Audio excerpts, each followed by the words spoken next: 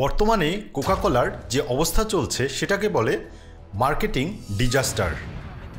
এত সমালোচনার পরেও সোমবার সকাল থেকে সামাজিক যোগাযোগ মাধ্যমে প্রপাগান্ডা বলে অভিহিত করেছেন।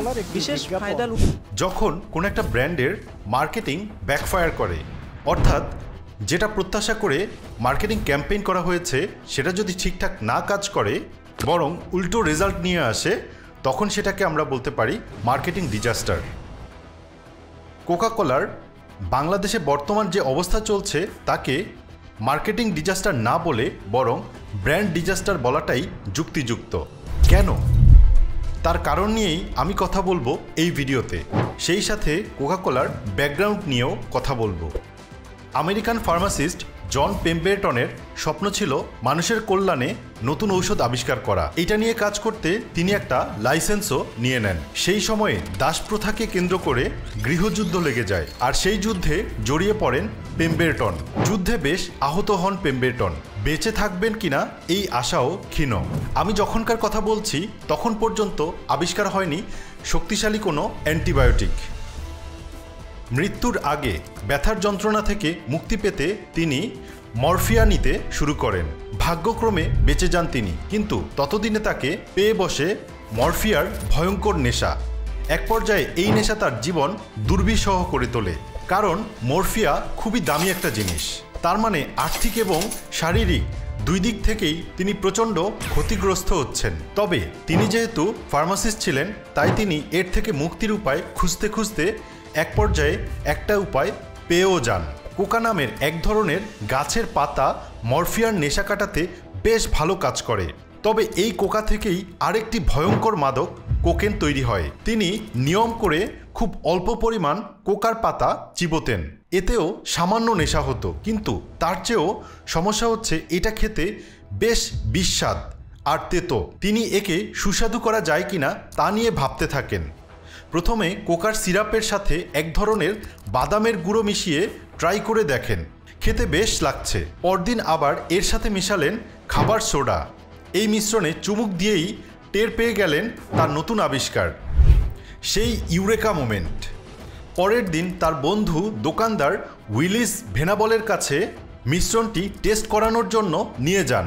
সেটাতে চুমুক দিয়ে উইলিস আনন্দে লাফিয়ে উঠলেন। সেই দিনই ঠিক হয়ে গেল এই কোল্ড ড্রিঙ্কের ইতিহাস। দুই বন্ধু মিলে এটাকে বাজারজাত করার কথা ভাবতে শুরু করলেন। তারা বিজ্ঞাপনের জন্য ম্যাসন রবিনসনের সাহায্য নেন। তিনি এর নাম দেন কোকা কোলা। এভাবেই ইতিহাসে সর্বকালের সবচেয়ে জনপ্রিয় কোমল পানীয় কোকা কোলার জন্ম হয়। শুরুতে খুব একটা সাকসেস না পেলেও ডক্টর পেম্বেরটনের মারা যাওয়ার পরে তার এই কোকা কোলা কোম্পানি নতুন ইতিহাস লিখতে শুরু করে। এসা গ্রিগস ক্যান্ডলার নামের বিজনেস টাইকুন ডক্টর পেম্বেরটনের কাছ থেকে কোকের রেসিপি আগেই কিনে নেন। ক্যান্ডলার বুঝতে পেরেছিলেন যে এই কোম্পানির ফিউচার পটেনশিয়াল বেশ হাই। সেই জন্য 1902 সালে কোকা কোলার শুধুমাত্র অ্যাডভার্টাইজিংয়ের পেছনেই তিনি ব্যয় করেন প্রায় $1000। আবারও বলছি, এটা কিন্তু 1902 সালের কথা।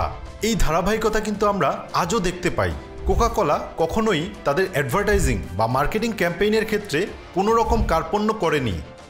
তাদের প্রায় প্রত্যেকটা মার্কেটিং ক্যাম্পেইন সাকসেসফুল ছিল। ওপেন হ্যাপিনেস, শেয়ার আ কোক, এগুলো তাদের সবচেয়ে পপুলার ইন্টারন্যাশনাল ক্যাম্পেইন। আর এই ধরনের মার্কেটিং ক্যাম্পেইনগুলো প্রতিবারই তাদের মার্কেট শেয়ার বাড়াতে হেল্প করেছে। এইবার একটু কোকা কোলার বাংলাদেশের প্রেক্ষাপট নিয়ে নজর দেওয়া যাক।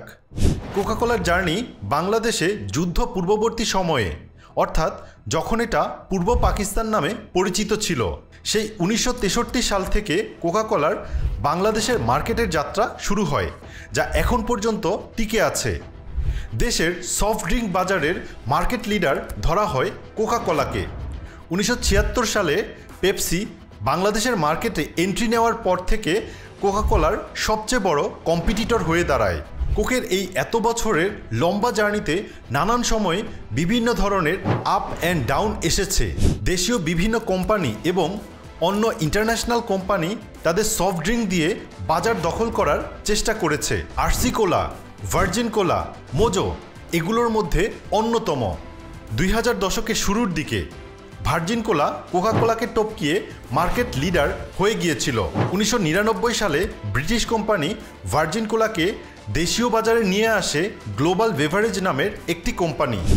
খুব কম সময়ে দারুণ পপুলারিটি পেয়ে দেশের 1 নাম্বার কোলা ব্র্যান্ড হওয়ার পরেও সেই জায়গাটা বেশি দিন ধরে রাখতে পারেনি ভার্জিন কোলা। 2000 সালের পর থেকে আস্তে আস্তে দেশীয় কোম্পানিগুলো কোকা কোলা ও পেপসির সাথে টেক্কা দেওয়ার জন্য ইউরো কোলা, মোজো এই ড্রিঙ্কসগুলো বাজারে নিয়ে আসে। কিন্তু কোকা কোলা আর পেপসির মার্কেটিংয়ের দাপটের সামনে অন্য কোনো ব্র্যান্ডই তেমন একটা টিকতে পারছিল না। আপনারা হয়তোবা খেয়াল করেছেন, সফট ড্রিঙ্কস বা এই ধরনের আইটেমগুলো দোকানে রাখার জন্য আলাদা এক ধরনের ফ্রিজ আছে। এই ফ্রিজগুলো কিন্তু কোকা কোলা এবং পেপসি সাপ্লাই করে থাকে। মার্কেট জায়ান্ট হিসেবে নিজেদের ডিস্ট্রিবিউশন চ্যানেল স্ট্রং করার জন্য বেশ ইফেক্টিভ একটা স্ট্র্যাটেজি বলা যায় এই ফ্রিজ সাপ্লাইকে। তাদের কন্ডিশন অনুযায়ী ফ্রিজগুলোতে প্রোডাক্ট ডিসপ্লে করা যাবে। যেমন যদি কোকা কোলা কোনো দোকানে একটা ফ্রিজ দিয়ে থাকে, তাহলে তাদের কন্ডিশন এমন হতে পারে যে সেই ফ্রিজের 70% জায়গায় শুধু কোকা কোলা থাকবে আর বাকি 30% স্পেস বরাদ্দ থাকবে অন্য ড্রিঙ্কসগুলোর জন্য। এই ফ্রিজের সাপ্লাই কন্ট্রোল করার কারণে কোকা কোলা ও পেপসির মতো কোম্পানি খুব সহজেই তাদের কম্পিটিটরদেরকে দমিয়ে ফেলতে পারে। এই ধরনের ইউনিক প্ল্যান ও মার্কেটিং পলিসি অ্যাপ্লাই করে কোকা কোলা বাংলাদেশের বেভারেজ মার্কেটের 70% মার্কেট শেয়ার দখল করে বসেছিল। কিন্তু খুব রিসেন্টলি তাদের এই আধিপত্য হুমকির মুখে পড়ে যায়। 2023 সালের অক্টোবর থেকে ইসরায়েল ফিলিস্তিন যুদ্ধের ইস্যু ধরে কোকা কোলার মতো কোম্পানিগুলোর প্রোডাক্ট বয়কটের দাবিতে পড়ে, কারণ এই কোম্পানিগুলোর মার্কেট শেয়ার থেকে বড় একটা অংশের প্রফিট চলে যায় ইসরায়েলে। এই বয়কট ক্যাম্পেইনের সুযোগটা দেশীয় কোম্পানিগুলো লুফে নেয়। কোকা কোলার সেল যেখানে কমতে থাকে, সেখানে মোজোর মতো দেশীয় কোম্পানির সেল বাড়তে শুরু করে। বাংলাদেশের মার্কেটে কোকা কোলার আগুনে প্রথম ঘি ঢেলে দেয় তাদের বাংলাদেশি কম্পিটিটর মোজো। মোজো তাদের মার্কেট পজিশনিং স্ট্রং করার জন্য এবং পরোক্ষভাবে কোকা কোলার প্রতি সাধারণ মানুষজনের ক্ষোভের পারদ চড়িয়ে দেওয়ার জন্য নতুন একটি ক্যাম্পেইন লঞ্চ করে। তাদের উই সাপোর্ট প্যালেস্টাইন ক্যাম্পেইন এতে তুমুল জনপ্রিয়তা পায়। মোজো ঘোষণা করে দেয় যে তাদের প্রতি বোতল মোজোর প্রফিট থেকে 1 টাকা করে তারা ফিলিস্তিনে পাঠাবে। আর এরপর থেকেই মোজোর সেল এতটাই বেড়ে গেছে যে মাত্র 7% মার্কেট শেয়ার থেকে এখন তারা বেভারেজ মার্কেটের 35% শেয়ার দখল করে বসে আছে। সবই কিন্তু মার্কেটিং আর ব্র্যান্ডিংয়ের খেলা। আপনি আমি সাধারণ মানুষ কিন্তু শুধু তাদের গেম প্ল্যানের পারফর্মার মাত্র। তবে সাধারণ মানুষের শক্তি যে দিন শেষে সব হিসেব নিকেশ পাল্টে দিতে পারে তা হয়তো এতক্ষণে কোকা কোলা বুঝে গেছে। কারোর পৌষ মাস আর কারো সর্বনাশ, এই প্রবাদটি যেন এই দুই ব্র্যান্ডের বর্তমান পরিস্থিতির সাথে পুরোপুরি মিলে গেছে। একদিকে কোকা কোলা বাংলাদেশের মার্কেট হারাচ্ছে আর অন্যদিকে এই সুবিধা নিয়ে মোজো ডালপালা মেলছে। এইভাবে মার্কেট হারাতে দেখে কোকা কোলা সিচুয়েশন হ্যান্ডেল করার জন্য কিছুদিন আগে একটা বিজ্ঞাপন রিলিজ করে। কোকা কোলা বাংলাদেশের এই অ্যাডভার্টাইজের রেজাল্ট হিতে বিপরীত হয়, যেটাকে আমরা একদম শুরুতে বলেছি ব্যাকফায়ার।